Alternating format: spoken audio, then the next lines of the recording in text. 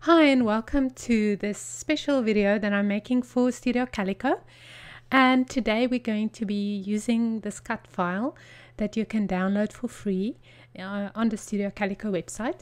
And I just want to show you a very simple and easy layout using this cut file that it will literally take you 10 or 15 minutes.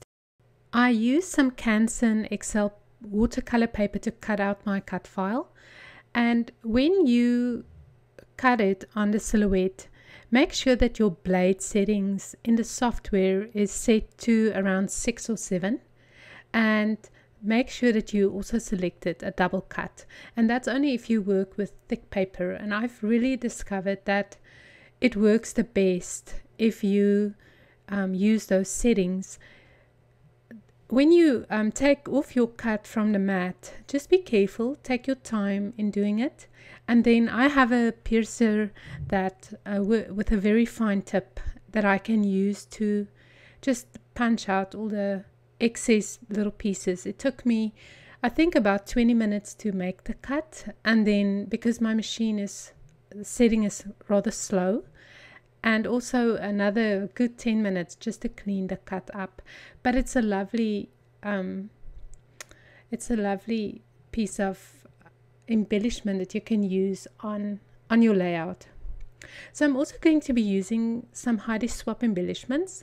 I'm not sure what the collection's name is, but it's 104 pieces in an ephemera pack, and they are delightful, so beautiful. Some transparent pieces like you can see there.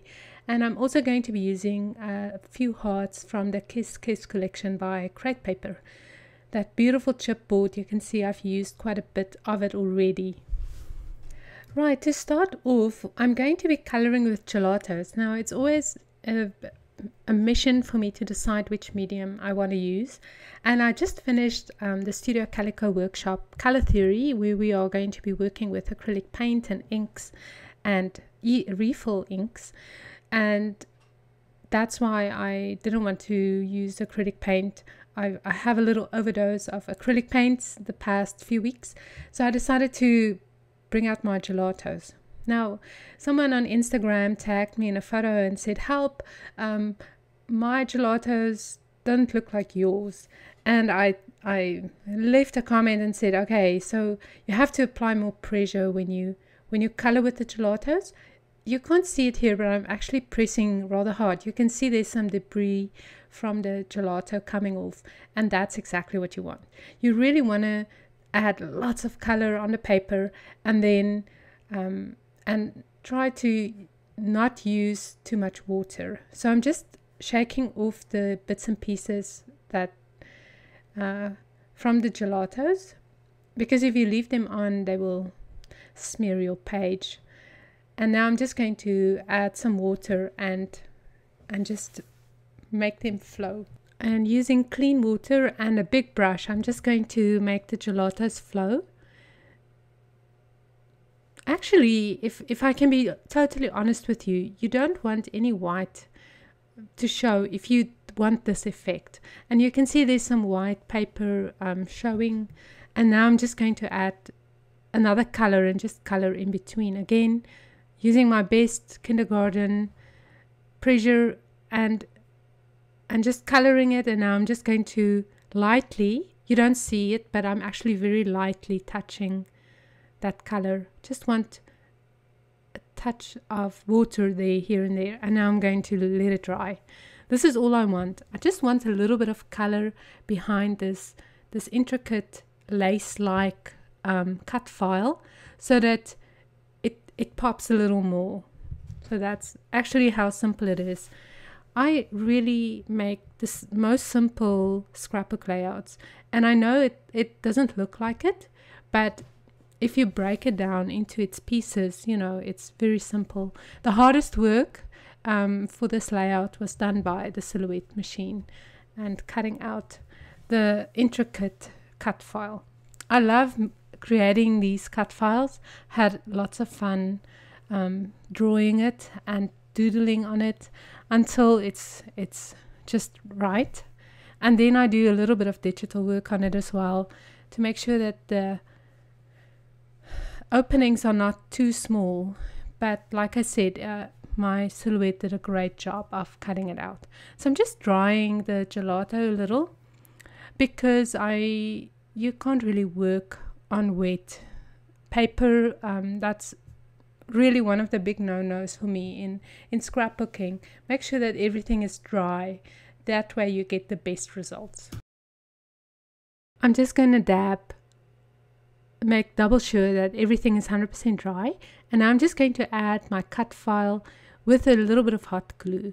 So on the bigger pieces of paper left on this lace-like cut file, I'm just going to add some hot glue just here and there, not on the whole thing, just to make sure that it sticks properly.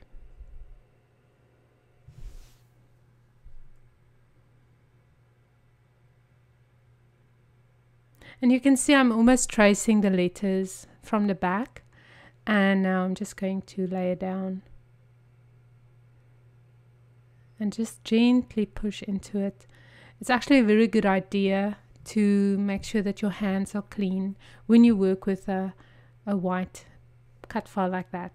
You can also see the black smudge of ink still on my middle finger of my right hand, and that was from designing this cut file last night. I was drawing it with ink, and then I always have a black smudge of India ink on my finger, and I wear it like a medal. It's my badge of honor.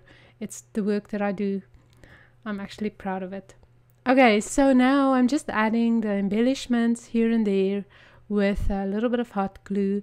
I use hot glue because, and this is honestly a very honest reason, because number one, I hate it when things fall off of my layouts later, like in a year or 2 or 3, and two, I'm very heavy on adhesive, and I go through adhesive rolls at a time because I have to stretch out most of my layouts. So it's just so simple to add a touch of hot glue, and it's way cheaper for me to scrapbook that way. This layout actually has a very Valentine feel to it, and I don't mind, because tomorrow is Valentine. Today's Friday the 13th. I hope nothing bad happens. Touch wood. No, I'm just kidding. It has a Valentine feel to it, and I think you can absolutely use this cut file for Valentine. I think all the hearts and even the sentiment makes it special.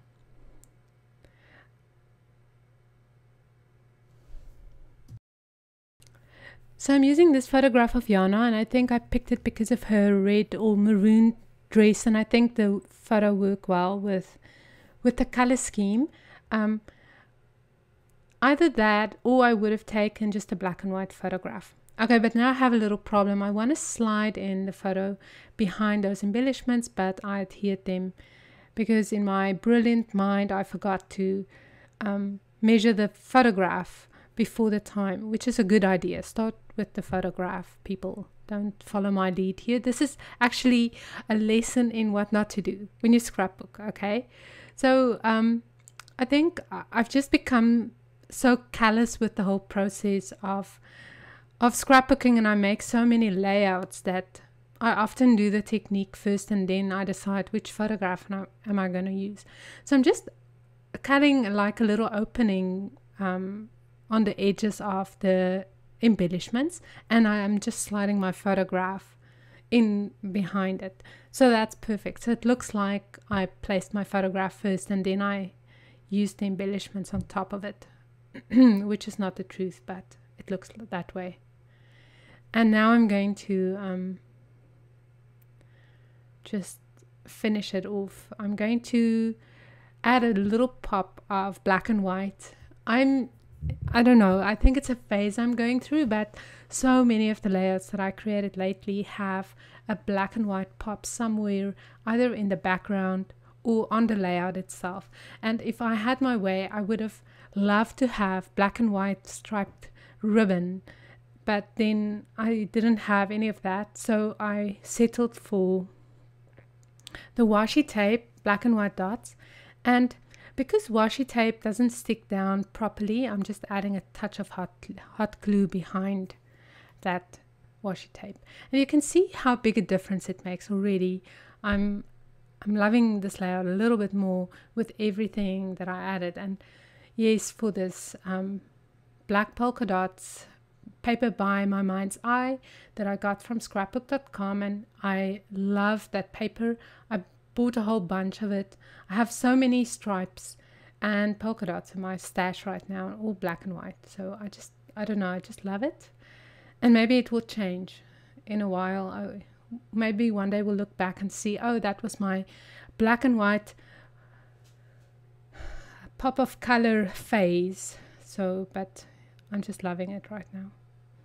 So now you'll see how much adhesive I add to the ends or back end of this, to the front of this background paper. Because I'm stretching it out a little bit, I'm starting from this side and I'm just pushing it down. And there, the photograph almost didn't want to cooperate. And there you go. Now it's just stretched out as good as I can because the Gelatos makes it wobble a little bit.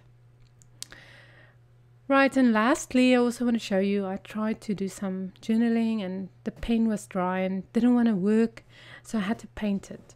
So I'll show you in a little bit what I did.